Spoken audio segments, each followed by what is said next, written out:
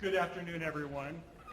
My name is Joe Blalock. I'm the chair of landscape architecture, and we are thrilled to have this opportunity to have Mark Focht with us, who is the immediate past president of ASLA. I first wanted to introduce Daniel Martin, who will be introducing our speaker. Daniel is almost a local. He told me that he spent some time in Yorktown and actually has Ball State credits, even though he didn't graduate from Ball State. But Daniel is the representative from Blalock, who is the funder of this this great opportunity to connect ASLA profession and our department and college. So with that, I'll hand it over to Daniel. Thank you, Joe. So we're not going to keep you guys too long tonight because I know you want to get home and watch the Jets play. No, it's the Colts, I know. But as Joe said, my name is Daniel Martin, and I am the Director of Marketing for Blalock Corporation. And for anyone who's not familiar with Blalock Corporation, we are a manufacturer and supplier of landscape edging and restraints for the landscape. So anywhere you draw a line as a landscape architect, we make a product that's going to go in there and make sure that line stays exactly the way you intended it to look for the lifetime of your project. So that's my sales pitch. And as the Director of Marketing at Blalock, we're a company that was founded by a landscape architect. So we have a real heart for landscape architects, and kind of our whole business is driven based on landscape architecture and the needs of the landscape architect. And when I started there, our founder, the landscape architect, asked me to find a way that our company could reach out to students to try to make a difference and help them along through their student career and into their professional career. And we found several ways to do that, but one of the ways that we've gotten involved is to sponsor events like this. I serve on the Emerging Professionals Committee for ASLA National, and through that committee we help develop this ASLA Leadership Visit Series, where we're taking the current leaders of our profession and taking them into the schools so that students can get a chance to interact and to learn and to question about the profession and about the society in general. So that's why we're here today and tomorrow to make ourselves available to you as students, to you as faculty, to you as professionals, and see how ASLA can help you and how you can possibly help ASLA. So thank you all very much for coming to this lecture tonight.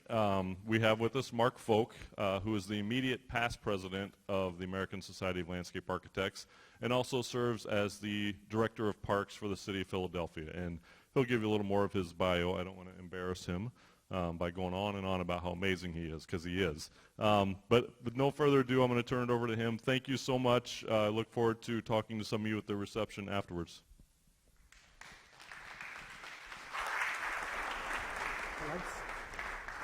Thanks, Daniel, and good afternoon, everyone. It's my pleasure to be here. This is my first visit to Ball State, so I've been here a few hours. So I had a great session sat in with the second-year students and the third-year students already today. So look forward to engaging with you some more and through tomorrow afternoon when we leave. What I want to talk to you about today as a landscape architect, speaking to landscape architects, is some of the work we're doing in Philadelphia around both green infrastructure and urban park design, and also how ASLA helps support our collective work as landscape architects. A little bit about the city of Philadelphia. We're at a little over 1.5 million in population. We're the 5th largest city in the nation. As many urban areas are, we're growing in population, which is very exciting for us in the city and for those of us that work in the public realm.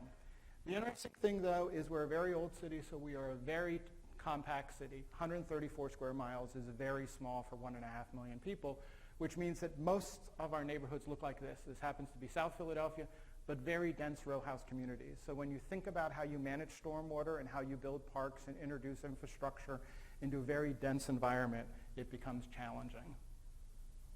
Just a little bit about the organization that I'm honored to be part of. I've been Director of Parks for the City of Philadelphia since 2005, so I'm into my 10th year.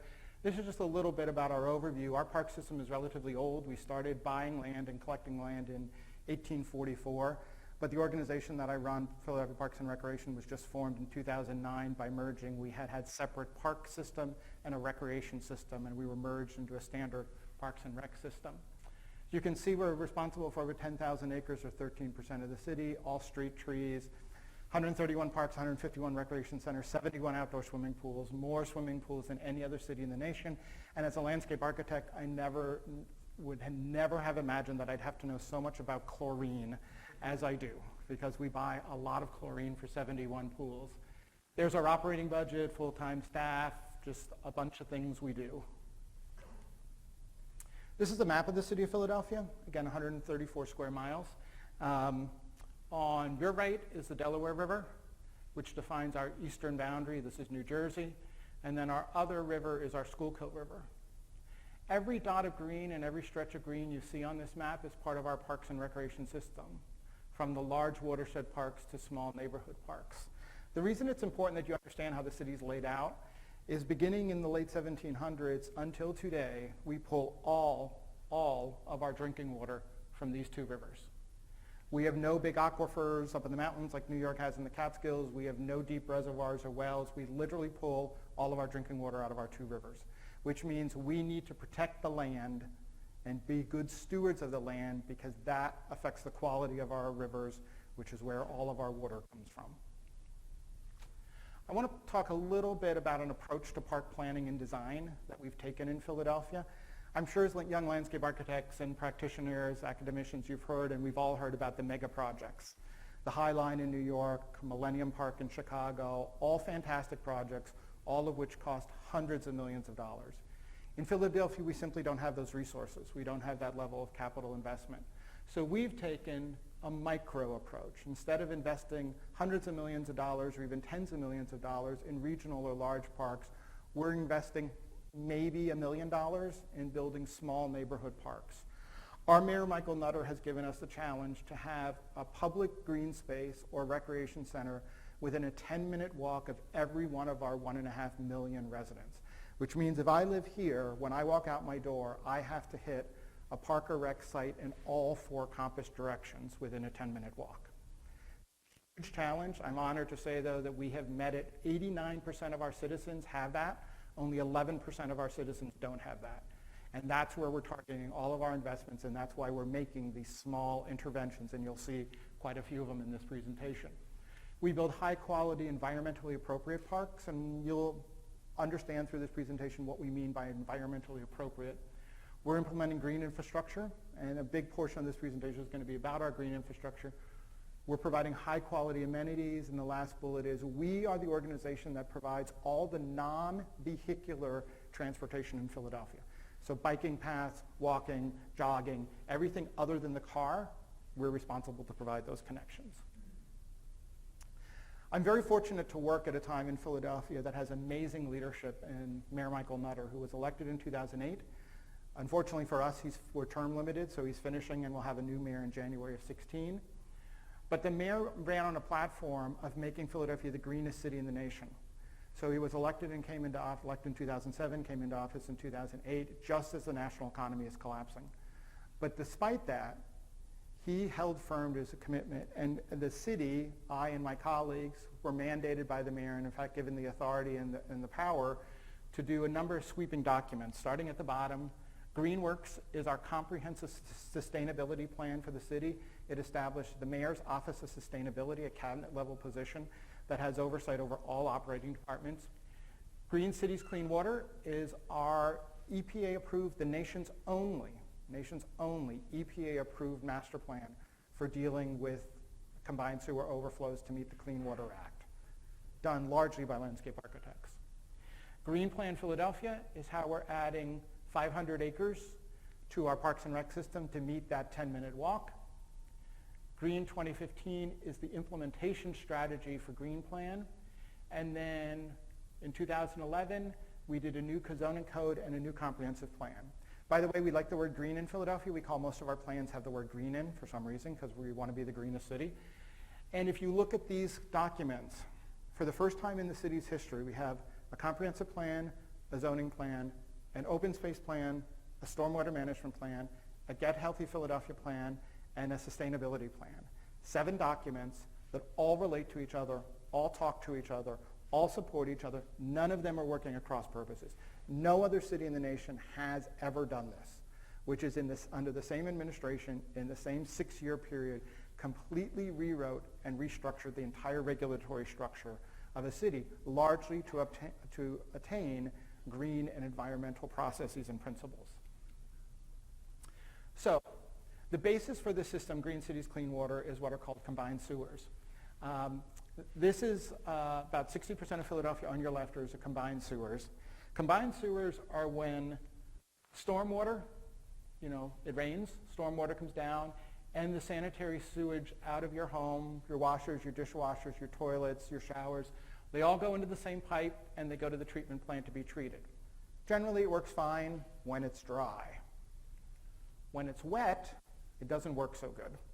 Because what happens is when it rains, this pipe can reach overcapacity, so cannot take any more of this now diluted raw sewage to the treatment plant, and instead it trips a dam and discharges at 78 places in the city of Philadelphia into our creeks and streams. I take you back to the fact that we pull all of our drinking water out of our 2 rivers. This is not good. I'll also remind you that almost all of our streams occur in our parks. This is not good. So we need to get rid of this situation. So how are we doing it?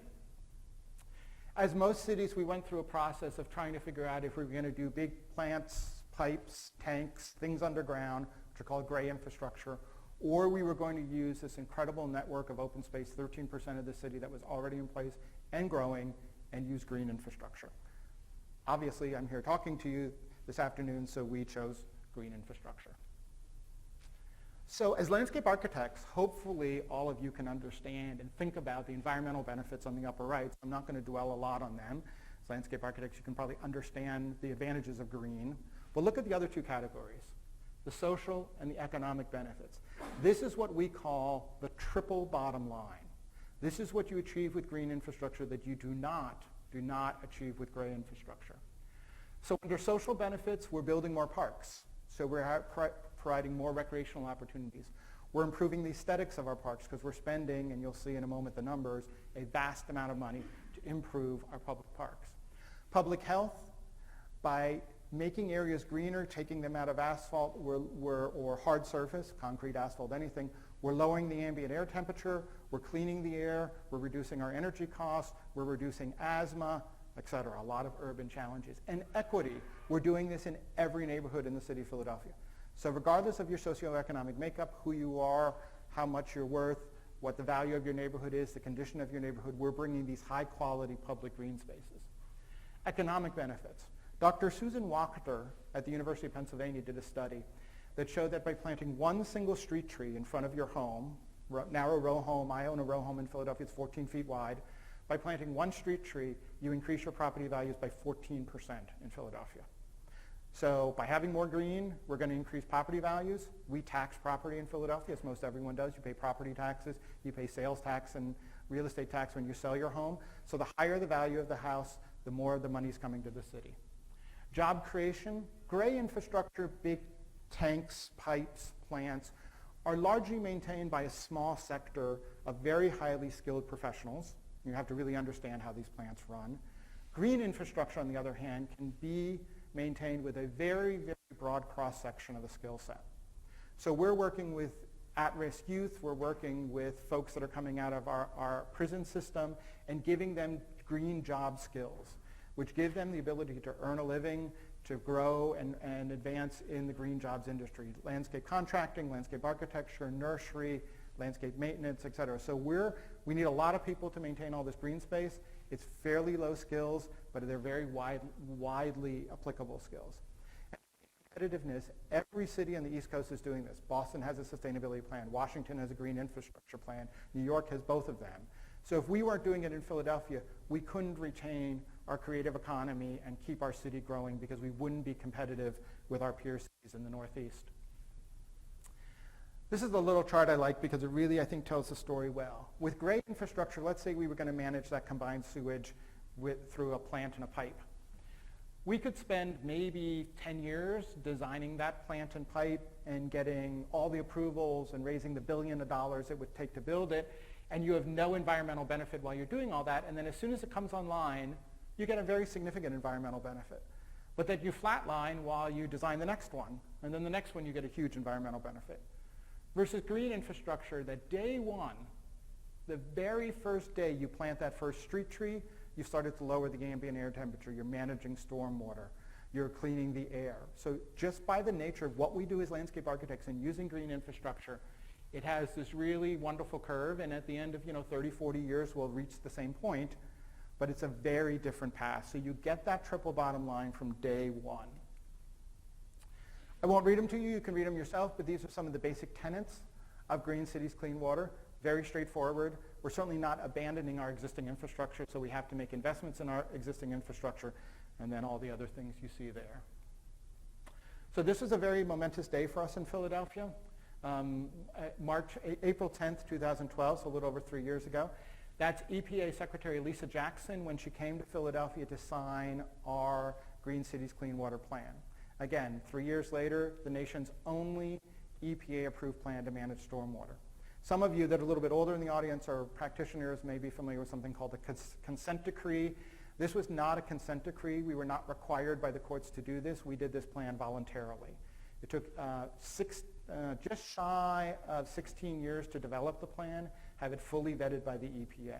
I've been with the city for 18 years. I have spent 16 of them working on the development and now the implementation of Green Cities Clean Water. On the right photograph there's our water committee. Oops, sorry. Maybe it doesn't go backwards. There we go.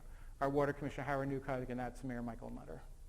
It's a 25-year plan. It was backdated to June 1st, 2011. It runs through June 1st of 2036. Here's the bottom line of the plan. In 2011 dollars, it's a $1.2 billion plan. $800 million just for green infrastructure. This is $800 million to invest and build green infrastructure throughout the city of Philadelphia to manage our stormwater. Now, this is in 2011 dollars, so by the time we get to 2036, we will have spent a lot more than $1.2 billion. But in order to convince the EPA to approve our green infrastructure plan, we actually had to develop an entire gray infrastructure plan so they could compare the two documents, which is why it took us 16 years to do everything. The gray infrastructure plan to accomplish the exact same outcomes over the same 25-year period in 2011 dollars was estimated at $6.8 billion. $6.8 billion for gray infrastructure with no triple bottom line, $1.2 billion for green infrastructure with a triple bottom line. This is a no-brainer. Everybody that has combined sewers should be implementing green infrastructure, and landscape architects should be taking the lead. So this is the base of our plan. It's called a greened acre, ED, greened, not green acre. A lot of people think of the plan, oh, you're going to rip up asphalt and you're going to create all these new parks. No, we're not going to tear down the Walmart and build a park. But what we're going to do is make sure that the Walmart redoes their parking lot with pervious asphalt and puts a green roof on it, and it becomes a greened acre. And a greened acre is the equivalent of 27,158 gallons, which is 1 inch of stormwater captured and retained on 1 acre of land. So everything is based upon this module of a greened acre. Here's our goal, which is to convert 34%, or 1/3 of the impervious structure in the city of Philadelphia to greened acres over the 25 years. So you see we have these milestones. Year 5, I said the plan was backdated to June of 2011, so we're less than a year away from our 5th anniversary, which would be June of 2016. We set a goal to have 750 greened acres, which is 3% of our current impervious coverage, or about 1 square mile. We're already over 1,000 greened acres. So we're well ahead of our pace we had set for ourselves and that the EPA approved for creating greened acres. This is a typical South Philadelphia community. Row houses, narrow alleys. Our city was laid out in 1683, so it's not like a lot of Midwestern cities with very wide streets. We have very, very narrow streets and very dense. So this is what it looks like today. This photograph was taken in 2013, but this is what it looks like today. So what could it look like? Could look like this. This could be the new Philadelphia. Green roofs and everything, greened alleys, narrow alleys where all the asphalt is taken up and pervious asphalt is put down and pervious concrete, bump outs to manage stormwater at all the streets, bike lanes, lots of street trees, green roofs on all of our commercial and big boxes, greening in all the parking lots. So again, it could look like this. This is our goal. Some of the ways we're doing it. We know we can't get 1/3 of the impervious area in the city converted to green just through us at Parks and Recreation and the Water Department. We simply don't control all that land. So 1/3 will be done by the Philadelphia Water Department itself, 1/3 will be done by other city agencies, and then the following third will be done by the private sector, like the Walmart. We've created a lot of documents to help ourselves and our partners and our consultants, including a lot of landscape architects, implement this work. These are just some samples of it. We've done the Green Streets Guideline that has all the construction documents. We have now standard construction documents. Any capital project in the city of Philadelphia has to use these construction details. So these are given to our engineering and landscape architectural firms when they work for us. On the right is that green alley, and a lot of people say, that's a street. Yep. That's about 8 feet wide. That's an alley. That's, cars will drive down that. That's a street. This is one of our alleys. Here we took up everything. This is pervious concrete, and this is pervious asphalt. So there's no drains. There's nothing on this street anymore. Any water that hits this just goes down into the ground. Nothing goes into the storm drain. Nothing goes to the sewage treatment plant anymore. So now I'm going to show you a bunch of projects we've done. While we were taking all the years to develop this plan, we weren't just sitting on our hands. We were actually building this stuff. We were so convinced that it was going to be successful and it was going to be approved by the EPA. We took a little leap of faith, but we actually built a bunch of stuff. So the plan on your left in the top image is a small neighborhood park called Liberty Lands. This is a great project. Really simple project. This is a little stage. It's used for performances, but it sits on top of a stone cistern. The entire park is graded to this low area that when it's dry, it's a perfect place to put out the blankets and the chairs for a concert or a movie. But when it rains, everything drains into this, and then it soaks down into this, goes into the cistern, is held there. If the cistern reaches capacity, then it trips a valve and drains into the combined sewer. In the 6 years it's been built, it's never reached capacity. And then we pump water out of that for irrigation system for the park. So it's a complete closed cycle of capturing all the stormwater, keeping it on site, and then using it to irrigate the park. The bottom image is a place called Sailor Grove in one of our larger parks. I joke that as a park system, we mow lawn. We mow lawn really well, and we mow a lot of it. So I challenge my staff to justify every acre of lawn we mow, either because it's a picnic site, it's a recreation site, it's a landscape aesthetic, and we found all this land that didn't need to be mowed. It wasn't being used, it just historically we mowed it, so we continued mowing it. This is 7 acres that we took out of the mowing regime. We disconnected 58 city blocks of stormwater inlets in the street, routed it to this wetlands. This now cleans the water through 7 step pools and then discharges it into a small tributary. A mile south of this site is one of the main places where we pull water out for our drinking water. So this is cleaning 58 blocks of on-site, of on-street runoff. We've done a lot of these. These are stormwater infiltration trenches along our narrow little streets, so on the sidewalks around our rec centers and some of our neighborhood parks. You see kind of in progress here.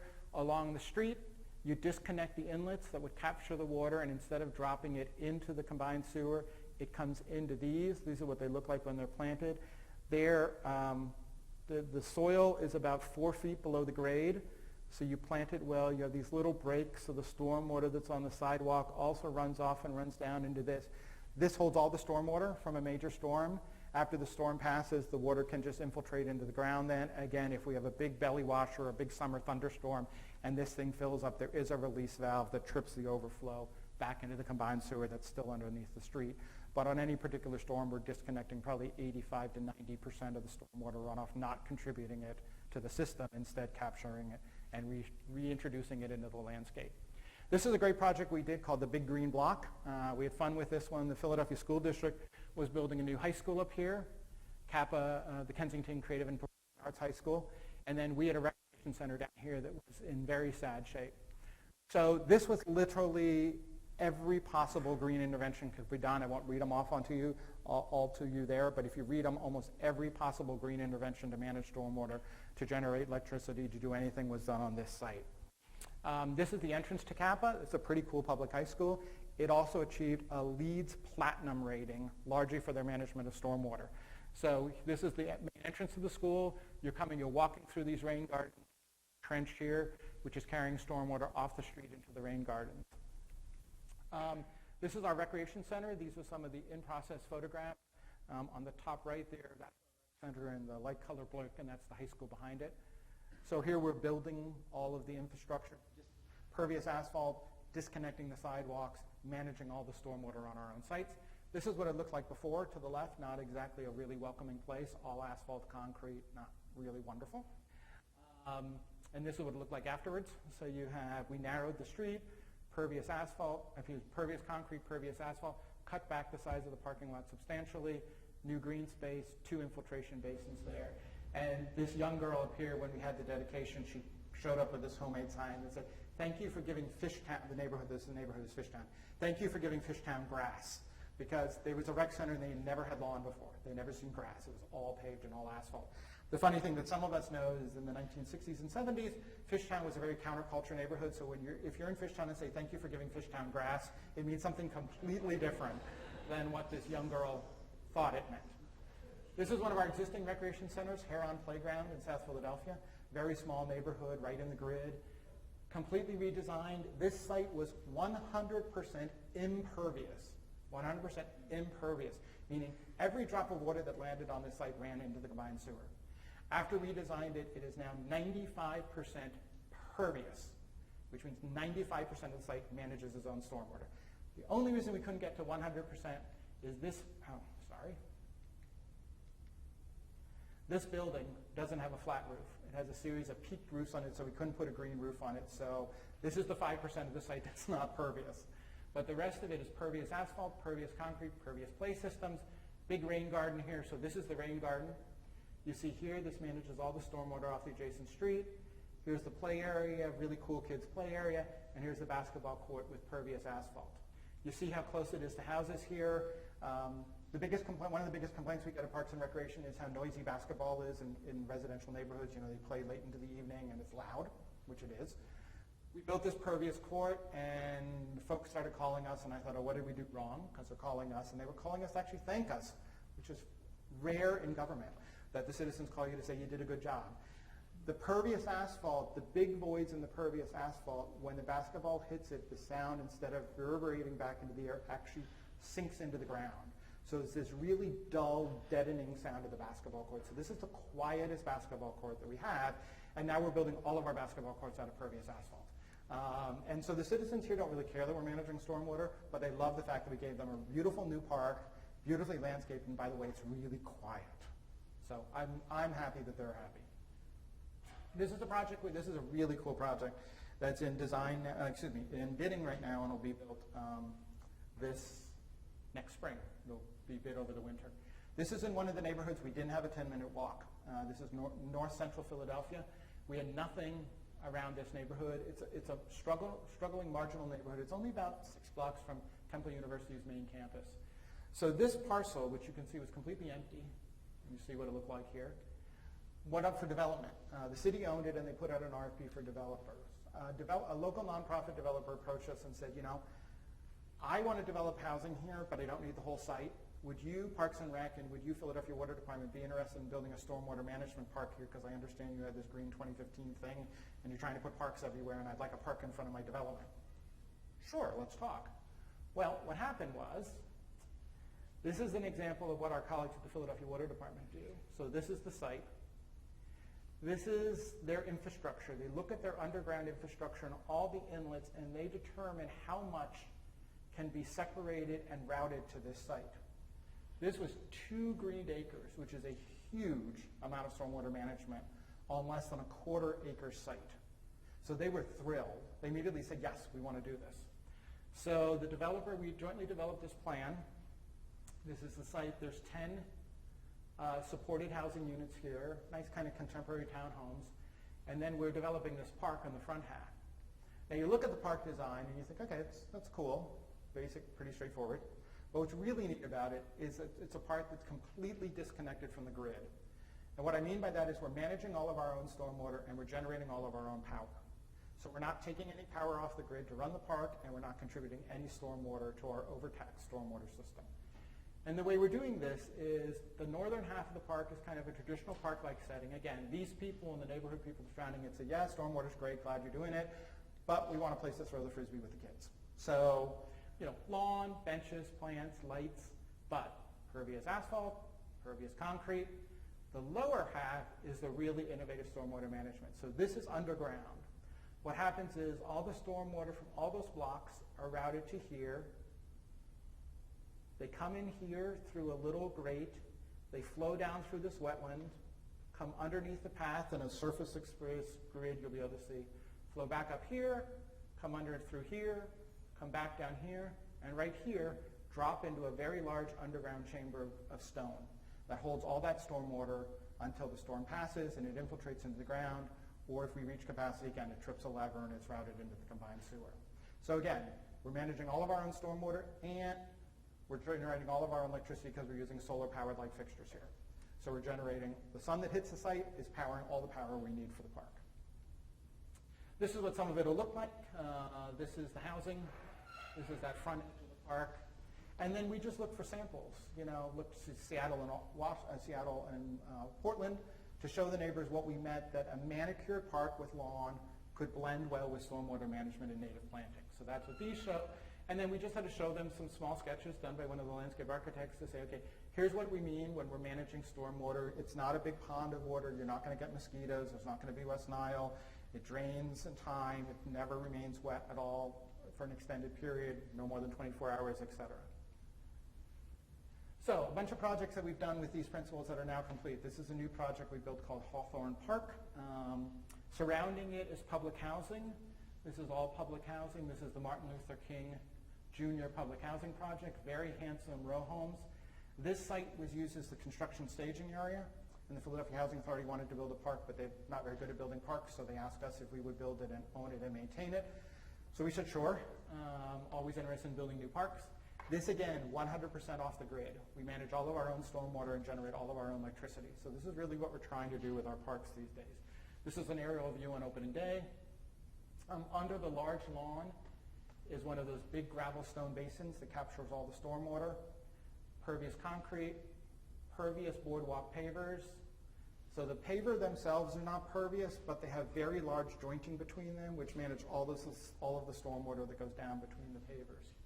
And then a continuous tree trench along here with granite sets that are set on granite sets, small granite pieces that are set on sand, so it manages stormwater. Just some before and after. Again, it was used as a parking lot during construction and then the park. And when I talked about not spending hundreds of millions of dollars on a park, this entire park cost us $1.6 million to build. Beautiful granite, solid granite pieces. Again, looking the other way, this is a school. So we have this great park. This is the big basin that's underneath here to manage stormwater. Very high quality finishes, all granite edging, granite everywhere, solid granite pieces, not cladding. Good caliber, quality trees. This is literally on opening day. So, very substantial. But for $1.6 million, we have a brand new park, completely off the grid, new amenity to the citizens, replacing a parking lot, managing all of our own stormwater, generating all of our own electricity. Not a bad investment. This is another one. This is a really cool project we just opened last year called Franklin Payne Skate Park. Philadelphia is fairly renowned for our skateboarding, and we had a park that we banned skateboarding in about 10 years ago, and working with the skateboarding community agreed to build. This is a urban plaza type skating, so this is really for street skating. It's not the bowls. We have another one of those, but this is plaza street style skating. So $4.6 million project. We've won a whole bunch of design awards right on our main river, the Schuylkill River. You see the folks using it, very, very popular. It's right at the base of the Philadelphia Museum of Art, right here. Now, you cannot use pervious concrete or pervious pavers for skateboarding. Skateboarding is too impactful on the concrete. So here, we wanted it to be disconnected. So the entire site is graded to drain to a whole series. I'm actually going to go back. Maybe I'll go back. There we go. To drain to a whole series of planting areas all around the site. So none of this stormwater ever leaves the site, but it was a really challenging when you get into, or if you've already done grading assignments in your studios, this is a really challenging grading project because it needed to be skatable and workable, but drain all to a set number of sites. Here again, we capture the stormwater and we use it to irrigate the park. So it's a skate park that's very lush in its planting and completely off the grid again. Solar powered lights and managing all of our own stormwater. This is a really cool project we did. I personally managed this one. This was done with federal transportation dollars. We have two parks. One here, a very linear park right along our river in Center City, and then we had another park over here, separated by this main rail line, which is a CSX main rail line that goes from Florida to New York. Goes right through Center City, Philadelphia. And we're separating these two parks. So we decided to do this bridge, this pedestrian bridge that came up, crossed over, and came back down. So here's it at night. Here's us coming down into the park. The challenge was it would impact this park that was built in the 1970s and had a really informal dog park. So we decided to do a formalized dog park and give the community a dog park after they lived through 2.5 years of construction for this bridge.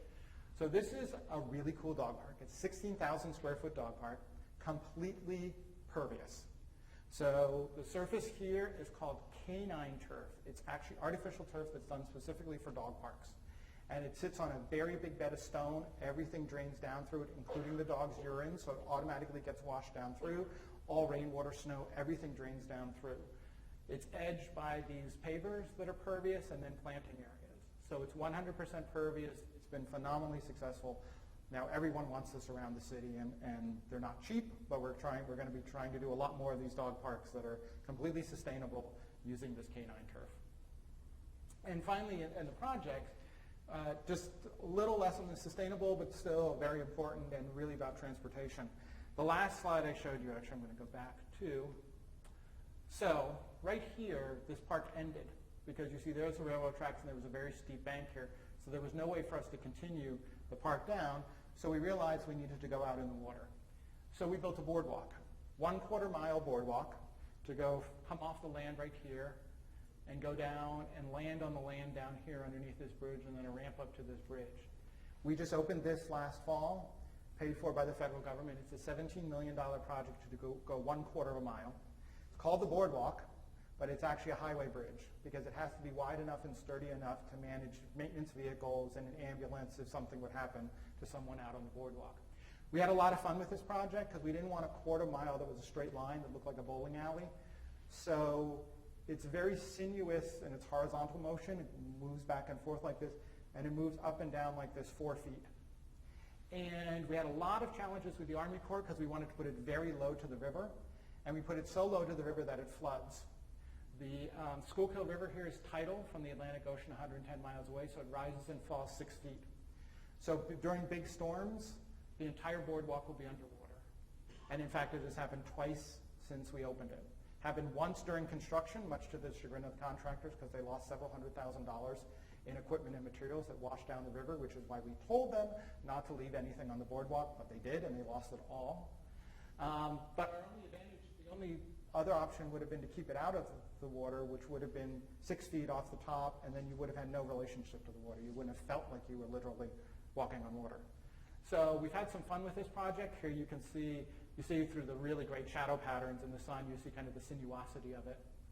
And in January of 2016, the second Sunday, the New York Times, second Sunday in every January, the New York Times Magazine has a feature, the travel section has a feature that talks about the 50 places to visit in the world in that following year, in this case 2015. Philadelphia, this year they picked 52 instead of 50, who knows why, but Philadelphia was number 3 on the list, after Barcelona and somewhere else, I forget. We were 3rd on the list. And I read it, I went to read it thinking, we're going to talk about all the great exhibits we have at our art museums and the fact that the Pope is visiting us. He arrives next Saturday in our parks, so it'll be very exciting for us. But when I read the article and flipped to the article, what did they show? What image of Philadelphia did they show? They used this photograph, the boardwalk. And the entire article was about how Philadelphia was innovatively developing green space, trails, and that this was the place to come visit to understand how landscape architecture and stormwater management can enhance the public realm, making Philadelphia the 3rd highest place in the world that folks should visit in 2015. So we thought that was pretty cool. Some final images of the boardwalk. Here you really see the sinuosity of it, and we added some trellis structures and things like that. So maintenance. All this green infrastructure needs to be maintained. It is regulatory. So like you would have to maintain a plant, you have to maintain the infrastructure. So we have a whole maintenance guidelines, we have maintenance protocols, we have a maintenance manual, we have memorandums of understanding with every Walmart, every private property owner that's done implementing green infrastructure. Monitoring, again, the first and only one in the nation. How do we know it's going to work? So the EPA, separate from our plan, awarded $5 million to 5 universities to do an independent monitoring system. And it's really interesting because whenever we develop green infrastructure, we build a wetlands, we build one of those rain gardens, we kind of notify this team, and we don't know what they do with the information. They have not yet released their first report on monitoring. Their They're running parallel to us, but we never cross with them because they're completely independent. So they're probably going out and putting monitor wells in some places. We don't know anything about it. When we get the first report at our 5-year anniversary, which again is June 2016, we'll see what the independent monitors say about our work. We believe it's working. So going back to the triple bottom line, won't read these to you, but look at some of these benefits. This is not just about managing stormwater. This is about increasing public health. Look at reducing the deaths due to asthma, reducing premature deaths. It's really remarkable statistics that as a landscape architect you can get involved in developing this and have your impact be far beyond trees and landscape and public parks. So what did we learn? You have to have all these documents relate to each other. You have to have a comprehensive plan and a zoning plan, a sustainability plan, an open space plan that all work with each other. They can't be at cross purposes. You won't be successful. You need strong leadership, ideally from the mayor or county commissioner or who's ever that lead agency or the political head of whatever governing body is doing this work. You do need some more resources. So at Parks and Recreation, we would have a capital budget to plant street trees. Our capital budget was we would get about $500,000 a year to plant trees, which we got maybe 800 to 1,000 street trees. In his first year in office, Mayor Nutter increased our budget from $500,000 to $2.5 million. So we went from planting 800 to 1,000 trees to planting about 8,000 trees. So you do need to provide some additional resources. And then obviously community support. We're not imposing any of this on communities. We're not giving them a basketball court if they don't want it, but if they want it, it's going to be pervious asphalt. So just wrapping up momentarily about ASLA, in addition to being, as Daniel said in his introduction, in addition to being running the parks in Philadelphia, I'm the immediate past president of ASLA. A huge honor. It's a voluntary position. It's a 3.5-year commitment. I served since 2012. A year as president-elect, a year as president, and now a year as immediate past president. ASLA is the world's largest and oldest association of our profession of landscape architecture, established in 1899, with Frederick Law Olmsted being one of the founders. Just a little bit about green infrastructure in ASLA. This is the green roof on our headquarters in Washington, D.C. If you ever visit, please stop by. You can go up on the green roof. You can see it. It's spectacular. It's in Chinatown. We're on I Street. I see someone shaking their head, so maybe they've been there. And we're bringing the green roof down to the street. So we're doing a really exciting project. We're going to be leading, or we are leading, the development of DC's first complete green street. So complete meaning managing all modes of transportation and managing all stormwater.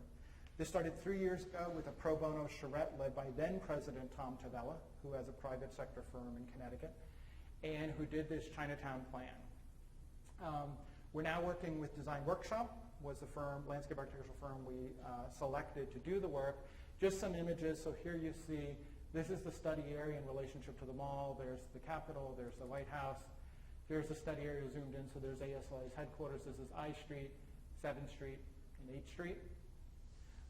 So since this slide, we've moved into the stakeholder engagement phase. Just some images. These are some of the project goals. Can't read them all, but they're grouped into areas such as art, incorporating art, community, and very important, the leadership role of landscape architecture and ASLA in green infrastructure.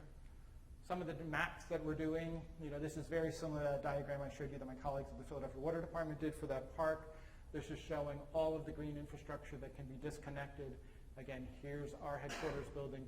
All that can be disconnected and rerouted into a complete green street on I Street. And then this is really starting to look at some of the detailed work that needs to be done, like where parking needs to be accommodated, where are the bus stops, all the things like that that go into when you redesign a street.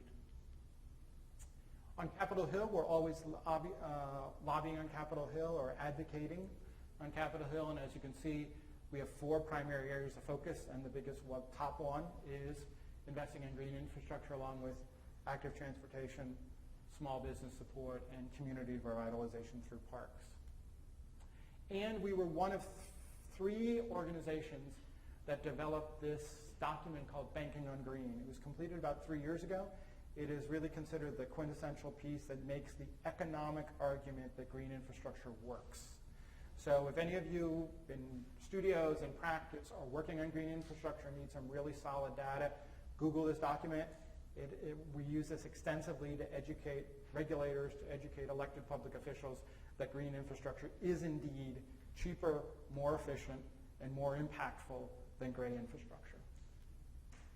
So 3 websites for you. The phillywatersheds.org is the website for the Philadelphia Water Department, which is the primary agency responsible for implementing Green Cities Clean Water. That's where it rests. And then our website at Parks and Rec, and of course ASLA.org. I will end by sharing with you that it's, as a landscape architect, it's an incredible honor to lead Philadelphia Parks and Recreation doing this work. And I want you all to think about, as you think about your careers, to think about service in the public sector or the nonprofit sector. 80% of our profession works in the private sector. I spent the first 10 years of my career working for 2 landscape architectural firms. It was very fulfilling. But working in the public sector and really being able to influence policy, decisions, outcomes is really powerful. And I'm blessed to work in a city that really values landscape architecture. In the state of Pennsylvania, we have more programs of landscape architecture than any other state in the nation. And in Philadelphia, we currently have, Philadelphia alone, we now have 5 degree programs at 3 different institutions in landscape architecture. So we have the program at Penn, the master's program at Penn. We have a master's and undergraduate program at Temple and a master's and undergraduate program at Philadelphia University. So we have 5 degree programs in landscape architecture just in Philadelphia. And in addition to myself, a landscape architect serves as the chief of staff for the Philadelphia Water Department. Philadelphia Water Department was founded in 1810. It's the nation's oldest public utility. The chief of staff has always been an engineer until 2 years ago when the Water Commissioner hired a landscape architect as chief of staff for the Philadelphia Water Department. So I offer myself and I offer my colleagues in other places in Philadelphia as an inspiration or motivation to have you think about careers in the public sector. Thank you very much.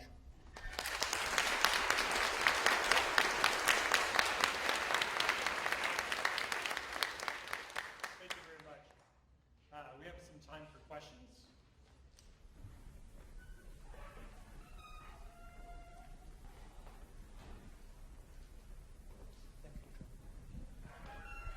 Thank you. I have a question.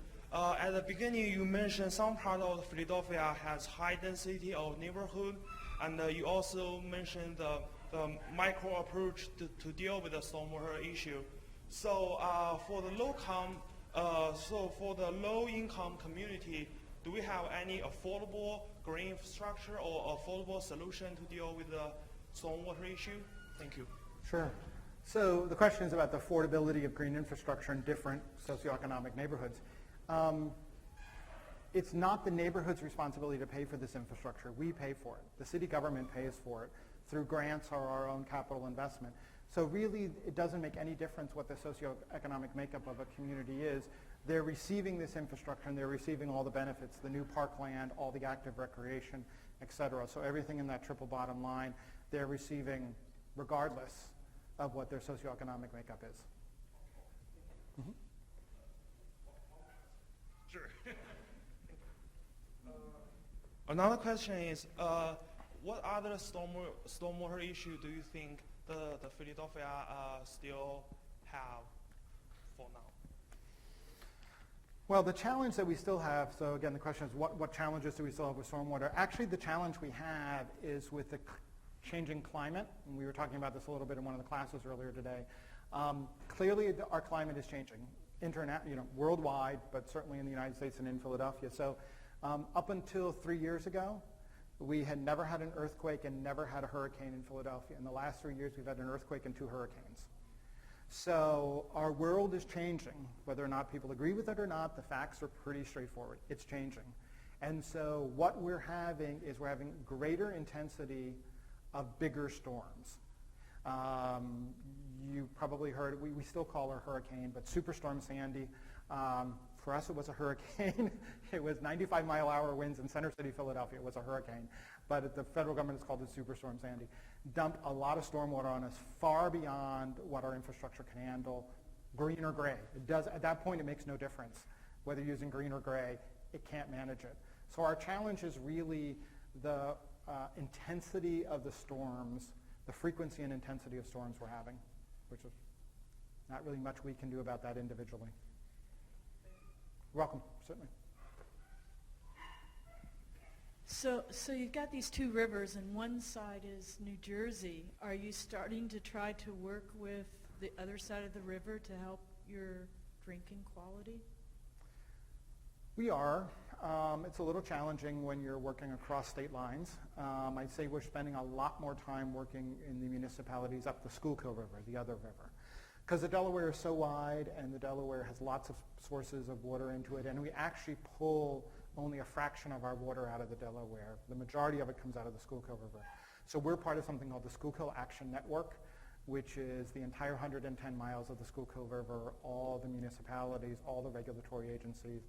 So we're trying, to be very honest with you, we are at the bottom of the watershed, so everything that happens up the watershed that's dumped in the river, we have to deal with. And we're the only municipality that pulls 100% of our drinking water out of that river. So, and most of our neighbors upstream from us for that upper 100+ miles really don't care that much about Philadelphia. So, because we're downriver, they're upriver, so when they dump something in the river, it flows away from them and it flows to us. So we try, but it's a challenge. I could see, though, with some of those statistics, going to those cities with a map of what you've done in your city, and they would get really excited about it. We've tried. I mean, the challenge is even though this green infrastructure is only going to cost us $1.2 billion, that's still a pretty big price tag. And so you look at all the municipalities upstream from us that are very small towns, many of them struggling in the former anthracite coal regions and the Poconos and stuff, and they simply don't have the wherewithal to even think about this or plan for it. Unfortunately, what's going to happen as we creep closer to the deadline of the Clean Water Act, there's going to be a ton of consent decrees from the EPA, and there's going to need to be a regional approach outside Philadelphia, because no little municipality is going to be able to do this on their own. Yes? I have two questions. I'll ask them both at the same time.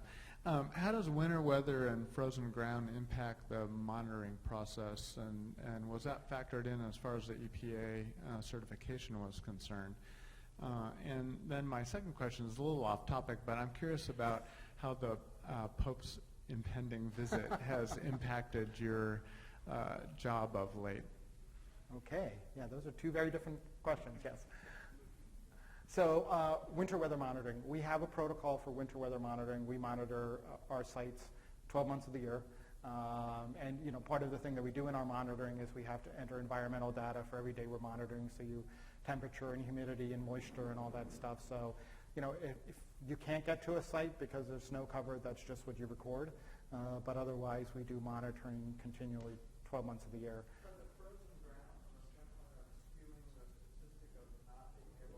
The ground never really freezes because we're an urban heat island, and it would have to be really cold for a very long time for the ground to freeze so solid that we couldn't get a probe into it or monitor into it. And also with rainwater running into it or snow melting onto it, all that percolation coming down through the soil also keeps the soil from freezing. So, the Pope. Yes, the Pope is coming to visit us in Philadelphia on this coming Saturday. It is a huge honor. A Pope has only visited the United States 4 times in the history of our country. He'll be the 4th. Pope Francis will be the 4th. This will be the 2nd time Pope has visited Philadelphia, so we've hosted 50% of the papal visits in Philadelphia. And every one of those times it's been in our Parks and Rec system. So we are hosting him on the Benjamin Franklin Parkway on Saturday for a festival that's supposed to draw 700,000 people plus or minus. And on Sunday, a mass that's supposed to draw between 1 and 1.5 million people, which is the entire population of the city of Philadelphia. So I have spent the last probably 6 months, a very large portion of my job in the last 6 months had been in planning for the papal visit with the Secret Service and security. And I will just share with you that if this had not been booked well on my schedule, I would not be here this particular Monday and Tuesday, the 2 days before the Pope arrives. But it's going to be great. It's going to be great. We're rolling out the red carpet. We planted 4,000 mums last week in gold and yellow. We planted floral carpets of the Vatican flag. We're having fun with it. I'm looking forward to being present. So, yes. Do you have a protocol or a program for the maintenance of your pervious asphalt? Because the voids, to prevent the voids from getting clogged? Yes. I'm smiling because our protocol for maintaining the pervious asphalt is to not maintain it until it's Really? until it's demonstrated it needs to be maintained. And then It is the brush largest, it or- it is the largest sweep- fallacy about pervious asphalt that's out there, is that it has to be vacuumed or swept. We've had a parking lot that was paved with pervious asphalt 30 years ago, designed by Andrew Pogon at the Morris Arboretum. It has been vacuumed once in 30 years, and it still fully functions. So we don't believe we need to maintain our pervious asphalt. We'll learn. Now, the only thing we have to do with the pervious asphalt is we can't put down de-icing salts on it for our streets. So we're looking at other materials. We're using sand. We're using some other materials during heavy snowstorms. We can't use de-icing because it's too chemically laden. Although I've argued with our own staff about that, because you put down de-icing salts on streets that are non-pervious, impervious, and it melts and it runs into the inlet and it goes into the sewer anyway, so that's all ending up down there. But for the moment, we're not using any of it. But that's our only unique protocol around the pervious asphalt. And actually, I would share with you, so pervious asphalt is, in a cold climate like Philadelphia, you often have to repave our streets every 7 to 10 years because, you got potholes and breaks and all that stuff. That doesn't happen with pervious asphalt, because what causes potholes and breaks in the asphalt is when a slight crack happens, water gets down in it, it freezes, and it pops the asphalt. Well, in pervious asphalt, all the water drains down through it into the ground, and it doesn't remain in the asphalt. So that pervious parking lot at the Morris Arboretum hasn't been repaved in 30 years. Yes? Don't use sand, because that will probably plug up the pores. But I actually saw a study that said that the 57-degree temperature of soil will help to melt some of the ice. And I don't know if that's true or not, but that's what they found in that particular study. My question was also about maintenance, but it was about maintaining the bioretention, the rain gardens and that kind of thing. Do you have any figures on the cost to maintain the typical rain garden in a park setting versus lawn? And I'm not necessarily asking for the figures as much as just the sort of costs 2 times as much, 3 times as much, something like that. I don't know. We don't have those figures. I'm trying to think why we don't. And I think the reason is, so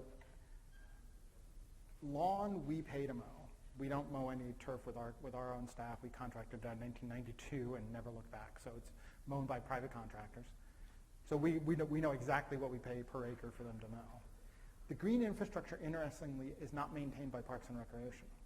So here's the great thing about this green infrastructure, is that because it's a regulatory requirement, the Philadelphia Water Department is required to maintain it. Because if they would have to maintain a plant, if they were going to build gray infrastructure, they have to maintain that plant or that pipe. If they take that 7 acres of mown lawn I showed you and make that treatment wetland for those 58 blocks, we went from having to mow it to having to put $0 into maintaining that, because that has to be maintained by the Water Department because it's now green infrastructure to meet the Clean Water Act.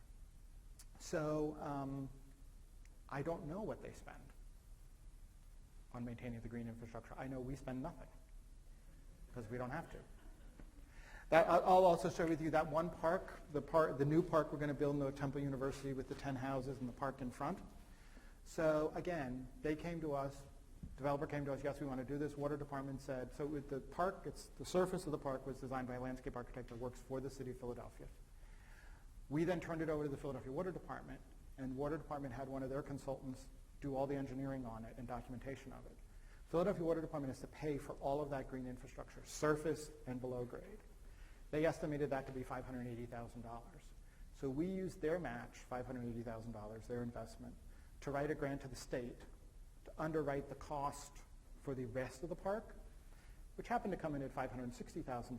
So we got a grant from the state, so we are getting a $1.1 million park for not a single penny of investment by Philadelphia Parks and Recreation. We didn't have to pay for the design, we didn't have to pay to document it, we don't have to pay to build it, and we're not going to have to pay to maintain half of it.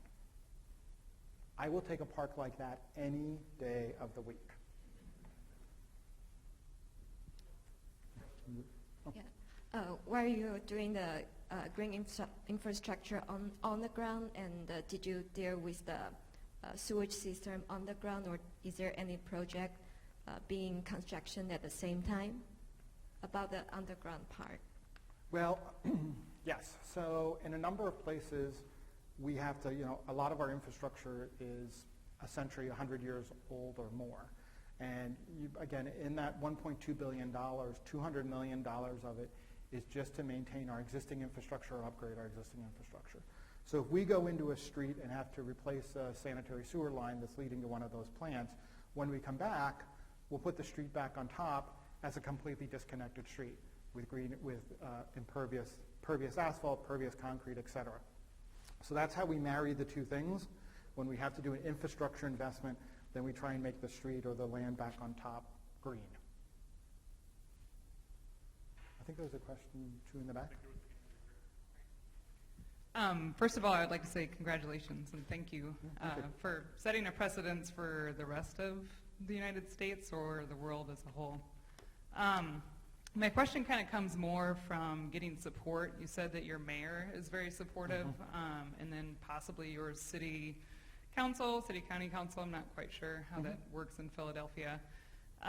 Did you have a plan initially so that when the mayor came into office, or was the mayor already in office and asked for basically, to become the greenest city in the United States? Or how did, I guess, that process work? It's a great question. We had a plan in process before our current mayor ran for office in 2007. So again, we worked on the plan for 16 years, so this goes back to the prior mayor, and we have term limits, 2 4-year terms, so mayors always serve for 8 years in Philadelphia. I've worked for 3 mayors. I'll be working for my 4th come January. So we started this under the last mayor, and what happened was we started an informal group called the Open Space Working Group, and it was kind of mid-level managers like myself at the time, colleagues at the Water Department, Planning Commission, Streets, Utilities, Economic Development, and we would get together every Tuesday over lunch and talk about these issues and just be frustrated that the city wasn't doing more. And then we kind of got to act together a little bit and got a little bit of money, and over time grew influence and created the city's first comprehensive open space plan. That's called Green Plan. And that was completed at the end of the last mayoral administration and was used as a blueprint for the sustainability plan. So when, just a little bit of politics, Philadelphia is a very democratic city. We're 80% Democratic. We haven't elected a Republican mayor in about 65 years. So we're basically one-party town. 8 years ago, it was a contested open primary because it was the end of a term limit. So there were 6 folks running in the primary, and some very astute folks that I was not part of this group took this green infrastructure plan and went to, at that point, citizen Michael Nutter. He had been a councilman, but he resigned to run for mayor, and said, we want you to consider adopting a green platform, and here's the plan. And he completely got it. And he was polling 4th out of 6th 2 months before the primary. And we had a forum for all the candidates, and the other 5 candidates were ridiculously uninformed and naive about open space issues and green infrastructure. And this mayor just blew everyone off the dais. And he won by 12 percentage points in the primary. And then he went on to win the general election because he's Democrat. So 8 years of planning was done to set up a document to give to a mayoral candidate to convince them to own this document. And then he's owned it for 8 years. One more question over here. Sure. Does the Parks and Recreation Department design all the parks, or are part of them or all of them sent out to be designed by the private firm? And where do they get the funding for the design? Is that included in the cost of the park? Sure. So the large majority of our designs are done by firms, not by our own staff. In the city of Philadelphia, we have something called the Department of Public Property. In that, they have teams. So there's a Parks and Rec team, a prison team, libraries, police stations, and they work with a client. So it's like an in-house design team. But they largely work as project managers. So they go out and outside landscape architects do the vast majority of our design work. The money comes from our capital budget. So every year, the city sells about $100 million in bonds, and then we get a proportion of that. Our capital budget is about On an annual basis, our capital budget is about $20 million. I just did a report last week for our commission that oversees Parks and Rec, and we currently have $85 million in projects in either design, bid, construction, or completed this year. So 85 million is, 20 million is from us, and then all the rest is state, federal monies, and private monies. We raise a lot of private philanthropic dollars to support our green infrastructure in the parks. If you have additional questions, we're going to have a time outside. There's cupcakes and punch, so I'm sure that we'll be open to speaking more about that. So thank you very much again. Thank you very much, everybody.